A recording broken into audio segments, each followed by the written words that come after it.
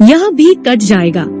एक बार एक राजा की सेवा से प्रसन्न होकर एक साधु ने उसे एक ताबीज दिया और कहा कि राजन, इसे अपने गले में डाल लो और जिंदगी में कभी ऐसी परिस्थिति आए कि जब तुम्हें लगे कि बस अब तो सब खत्म होने वाला है, परेशानी के भंवर में अपने को फंसा पाओ, कोई प्रकाश की किरण नजर न आ रही हो, हर तरफ निराशा और हताशा हो, तब तुम इस ताबीज को खोलकर इसमें रखे कागज को पढ़ना।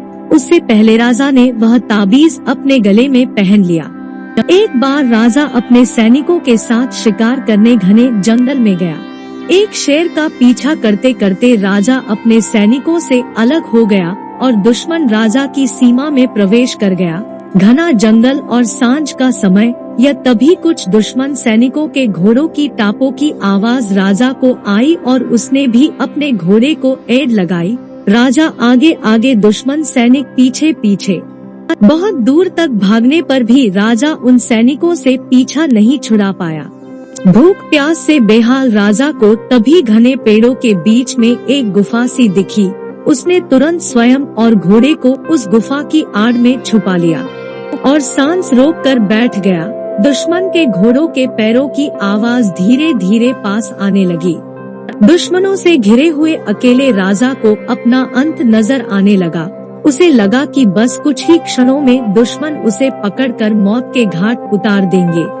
वो जिंदगी से निराश हो ही गया था कि उसका हाथ अपने ताबीज पर गया और उसे साधु की बात याद आ गई।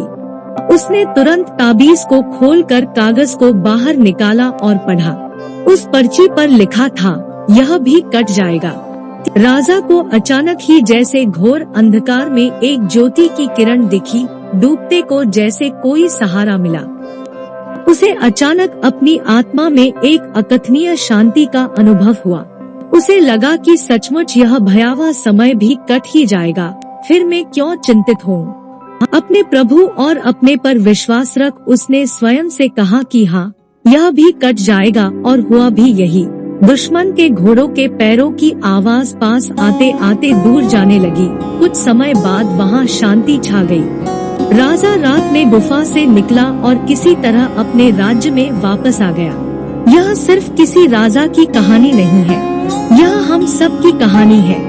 हम सभी परिस्थिति, काम, तनाव के दबाव में इतने जकड़ जाते हैं कि हमें कुछ सूझता नहीं है।